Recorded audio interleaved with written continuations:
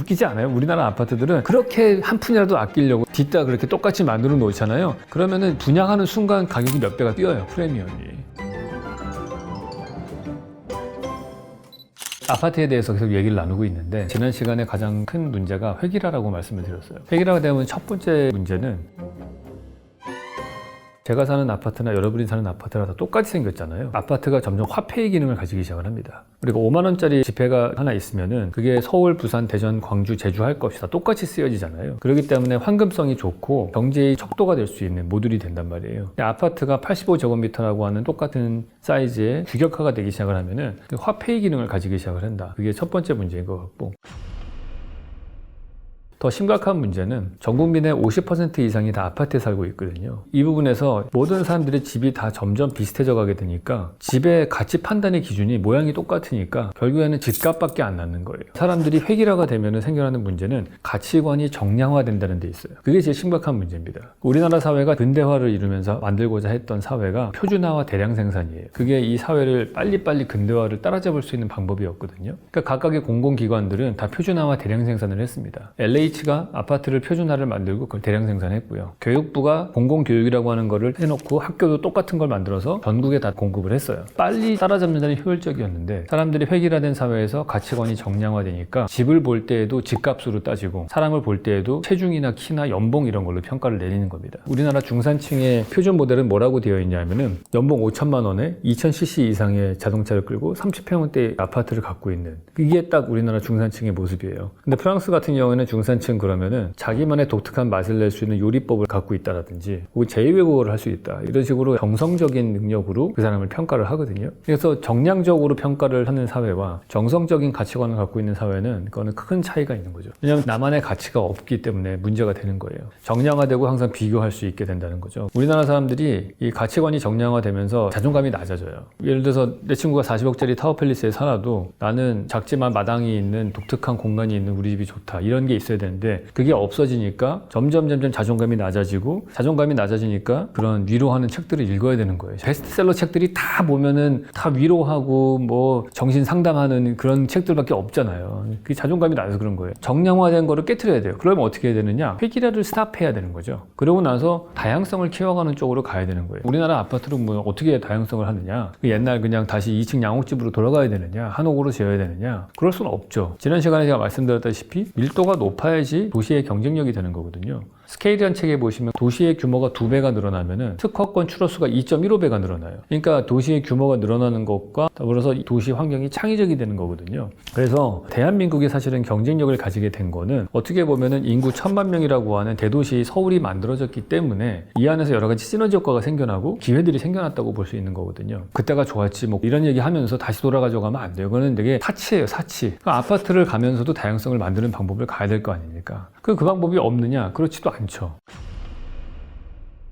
왜냐하면은 아파트라고 하는 거는 고밀화된 주거인데 걔가 다양성만 만들면 돼요. 예를 들어서 3000세대가 있어요. 그 3000세대 되는 아파트들을 30개 동으로 만들었다고 칩시다. 그러면 그거를 한 회사가 설계하는 게 아니고 3동씩 묶어서 설계사무소 한 10개로 쪼개가지고 일을 주는 거예요. 그러니까 맨 처음에 시작할 때 한 회사가 마스터 플랜을 짜야겠죠. 그런 다음에 마스터 플랜이 만들어지고 나면은 그 다음에 각각의 동들은 다른 사무소들이 일을 할 수 있게 하는 거예요. 그러면 그 안에서 다른 평면대, 다른 인면 이런 것들이 나올 수 있겠죠. 같은 아파트 단지지만은 또 여기는 방 2개짜리에 테라스가 있는 아파트가 나오고 또 옆에 동 갔더니 복층형의 뭔가 독특한 게 나올 수도 있고 그거 자체가 나만의 독특한 가치를 가질 수 있는 공간이 나와야 된다는 거예요. 85제곱미터라고 해서 똑같은 가치를 가지지 않게 만드는 거죠. 그렇게 해서 만들어진 풍경은 사뭇 다를 거라고 봅니다. 여러분들이 한번 비교를 한번 해보세요. 새로 만들어진 잠실의 아파트 단지 사진이 있어요. 모든 동들이 그냥 빽빽하게 들어선 것들이 있거든요. 또 우리나라는 동 배치할 때 이렇게 동을 엎어가지고 앞에 동하고 이렇게 겹쳐지지 않게끔 하는 또 법규가 있거든요. 남양 배치하려고 이제 그런 법들이 생겨나는 건데 그렇게 되면 뭐가 문제냐면은 방 안에 있는 사람들은 되게 좋아요. 다 앞이 열려 있으니까. 근데 바깥의 풍경에서 보면은 그냥 병풍처럼 아파트들이 쫙 막고 있거든요. 근데 맨하탄의 그 허드슨 강가의 풍경을 보시면은 건물들이 다 조금씩 다르게 돼 있어요. 그러니까 똑같은 고밀화된 그런 풍경인데 스카이라인은 훨씬 아름답습니다. 그 이유는 다양성이 있기 때문에 그런 거예요. 과학자들이 그런 얘기를 했어요. 그 프랙탈 지수라는 게 있습니다. 프랙탈 지수가 1이면은 완벽한 규칙의 상태고요. 2가 되면은 완벽한 불규칙의 상태예요. 예를 들어서 하얀색 종이가 있는데 그 종이에다가 우리가 그림을 그리기 시작을 해요. 까만색 볼펜으로.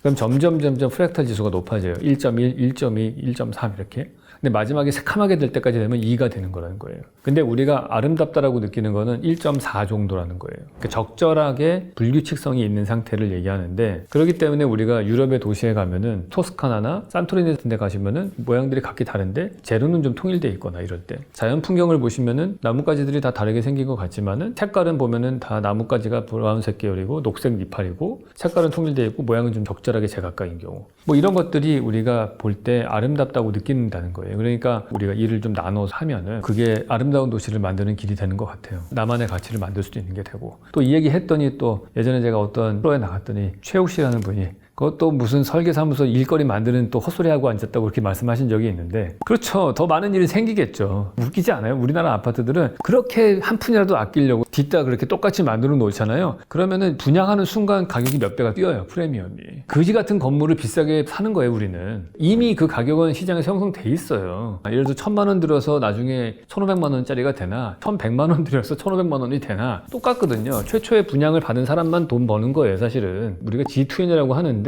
건축을 바라보는 수준이 G2의 수준이 안 돼요, 제가 볼 때는. 왜냐면 우리가 도시화가 된 역사가 좀 짧기 때문에 그런 것 같아요. 도시 건축이라고 하는 거가 뭔지에 대해서 어떠한 가치를 가져야 되는지를 잘 모르는 경향들이 좀 있어요. 그래서 그걸 만들어가는 과정이 현록현준이 하는 일이 아닌가. 유튜브를 통해서 이런 컨센서스를 좀 만들어 나가고 하는 거라고 보는데, 다양성을 만드는 쪽으로 우리가 투자를 할 필요가 있다. 그럴 때 우리가 더욱더 내가 사는 집에 대해서 자긍심을 가지는 그런 시대가 될 거라고 생각을 합니다. 기본적으로 사람들은 본능이 자기가 조금 더 남들보다 낫다고 생각하면은 그걸 구분하고 짓고 싶어 하거든요. 옛날에 재미난 얘기가 있어요. 어떤 뭐 유명한 여배우가 재벌집에 시집을 갔어요. 근데 거기서 막 얘기를 하는데 이 사람하고 자기는 다르다고 하고 싶은 거야, 거기에 있는 다른 가족들이. 그래서 그 배우가 오면은 영어로 막 얘기를 했대요. 그랬더니 배우가 영어를 배워가고 온 거야. 그랬더니 그때부터 불어로 얘기를 했다는 얘기가 있어요. 검증된 얘기는 아닌데, 그러니까 사람들은 끊임없이 나와 남이 다르고 구분되고 싶어 하는 거죠. 캐슬을 만들고 정문을 크게 만들어서 담장을 만들고 우리 지역은 다르다. 근데 최근 들어서 우리나라 사람들이 재미난 현상들이 나타나고 있어요. 3000세대 되는 그런 것들은 재건축 재개발하기가 점점 어려워지고 있잖아요. 그 상황에서 어떻게든 분양가 상한제를 피해서 비싼 가격의 아파트를 만들고 싶어하는 디벨로퍼들이 생겨났단 말이에요. 그 방법은 30세대 이하로 분양을 하면 돼요. 그러니까 요즘에 강남에 만들어지는 것들이 한 동짜리 아파트들이 만들어져요. 하이엔드 오피스텔이라고 하는데, 예를 들어서 140세대를 만든다. 그러면은 29세대는 도시형 주택으로 분양을 해요. 왜냐면 분양가 상한제를 피해야 되니까. 나머지 120세대 정도? 그거는 그냥 일반 오피스텔로 분양을 하는 거예요. 140세대 정도가 되면은 어떤 일이 생기냐면은 수영장이나 같은 부대시설들이 밑에 들어갈 수가 있죠. 이게 세대수가 너무 적으면은 밑에 부대시설이 들어가기가 어렵거든요. 그래서 그런 한 동짜리 건물들이 들어서기 시작을 했어요. 어차피 대형 아파트 2000세대 사는 것보다 더 차별화된 평당 1억이 넘는 그런 것들을 분양을 하는 거죠. 그래서 지금은 약간 맨하탄 같이 한 동짜리가 고가의 것들이 나오면서 그게 다양화가 시작된다고 볼 수도 있겠죠. 좋게 본다면은. 근데 더 차별화하려는 움직임들은 생겨나고 있는 중이에요. 그 어디쯤에서 계속해서 자리를 찾아가고 있는 것 같아요. 우리가 이런 법규를 피해서, 그러면 이제 또 정부에서 규제를 하겠죠. 야, 그것도 분양가 상한제 그런 식으로 우회를 해서 피해 나가는 거 안 돼. 돌리면 또 다른 방법이, 또 편법이 또 생겨날 거예요, 아마 또.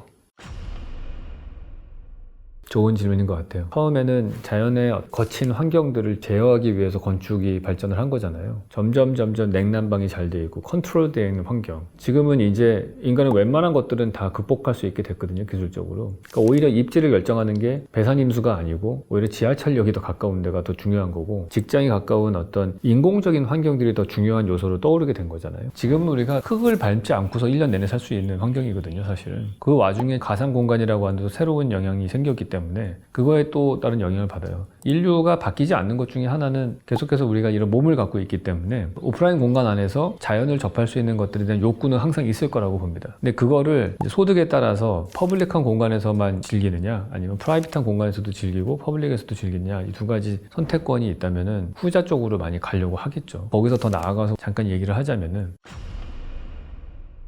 근데 제가 우려되는 부분도 사실은 그런 부분들이에요. 점차 우리가 살만한 환경이 이제 이상기후가 점점 만들어지잖아요. 이상기후가 만들어질수록 그런 환경을 만들 수 있는 조건이 점점 만들기 힘들어질 거란 말이에요. 예를 들어서 우리가 100년 전 사람들이 타고 다니던 교통기관은 말이었거든요. 그 말이라고 하는 교통수단은 누구든지 키울 수 있었어요. 근데 지금은 교통수단은 다 자동차입니다. 그럼 자동차를 만드는 거는 대단한 기술력과 대단한 자본을 가진 몇몇 대기업들만 만들 수 있어요. 그러니까 지금의 교통수단은 어마어마한 대자본과 기술을 가진 사람만 만들어요. 농사라고 하는 거는 기원전 7000년경에 최초로 우리 인류에 적용이 되기 시작을 했는데 그 이후로 한 9000년 정도는 사실상 거의 모든 사람들이 농사는 다 지을 수가 있었어요. 지금은 점점 더 기술을 가진 사람만 지을 수 있는 걸로 바뀌는 거예요. 얼마 전에 연초에 중국에서 베테랑 농부하고 청년들이 만든 그 인공지능을 이용한 농업 기술을 가진 애들하고 경쟁을 했는데 학생들이 이겼어요. 그러니까 농사 자체도 이제는 하이테크와 인공지능과 연결된 사람들이 더 잘하는 게 되는 거고, 더 무서운 거는 이상기후가 되면은 농사를 아무나 지을 수 있는 게 안 될 거라고 봐요. 지구온난화가 되게 문제가 많이 됐는데 학자들이 얘기하는 게 지구온난화는 크게 문제가 안 된다는 거예요. 왜냐하면 지구온난화는 옛날에도 있었다. 기원전 만년경에 지구온난화가 시작된 거잖아요. 빙하기가 끝났어요. 그러면 그 환경이 서서히 바뀌는 거에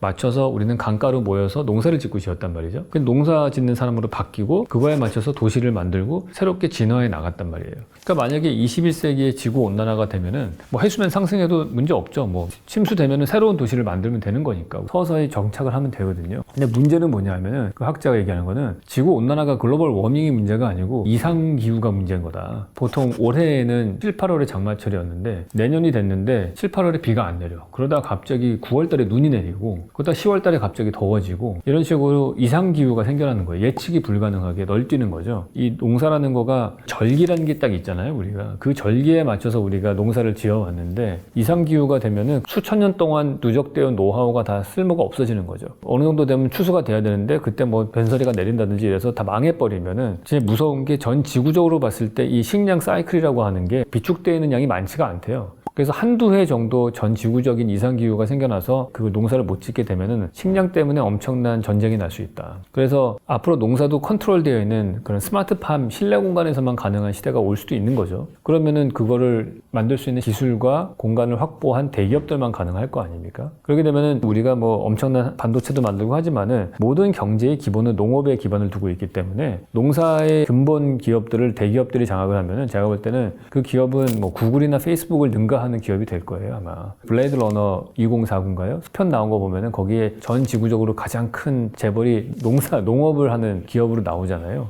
그게 저는 전혀 허황된 얘기는 아닌 것 같아요. 그러면 국가가 지금부터 해야 되는 일은 특정 기업이 농업 사업을 독점하고 있는 시대가 아니고 더 다양한 기업들이 스마트팜을 할 수 있는 쪽으로 장려를 해줘야 되는 거예요. 제가 들은 바로는 스마트팜이라고 하는 기술이 그렇게 어려운 기술도 아니고 큰 돈이 들어가는 것도 아니라고 하더라고요, 아직까지는. 그래서 많은 젊은 사람들이 하고 싶어 하는데 할 수도 있고, 문제는 그렇게 해서 생산되어 있는 농작물이 그래서 유기농으로 만들어질 수도 있고 다 좋은데 기존의 재래식으로 만들어진 농업보다는 좀 단가가 비싸거든요. 그 단가가 비싼 거를 팔 수 있는 판로가 없는 거예요. 온라인 유통기관에서 그걸 차별화돼서 다뤄주지가 않으면은 그 경쟁력이 아직은 없는 거죠. 그래서 쉽게 말해서 우리가 농사가 혼자서 호미와 쟁기질로 농사 짓다가 경운기 같은 게 나오면서 농사 기법이 바뀌었잖아요. 그때 LH라고 하는 공기업이 생기면서 농경지를 꾸불꾸불하게 돼 있던 것들을 기계식 경작을 할 수 있게끔 토지를 재정비하는 작업을 하는 일을 했거든요. 그런 것처럼 이 농사를 일반인들도 많이 지을 수 있는, 스마트팜을 많이 할 수 있는 그런 공기업이 하나 생겨야 된다고 생각을 해요. 더 체계적으로 더 많은 사람들이 농사를 지을 수 있는 기술의 보급과 시스템의 보급을 할 수 있는 그런 공기업들이 만들어지고 그게 정부가 해야 되는 일이 아닌가 그런 생각을 합니다. 네, 오늘 그러면은 두서없이 이런 얘기 저런 얘기를 나눠봤고요. 다음 시간에 또 뵙도록 하겠습니다. 네.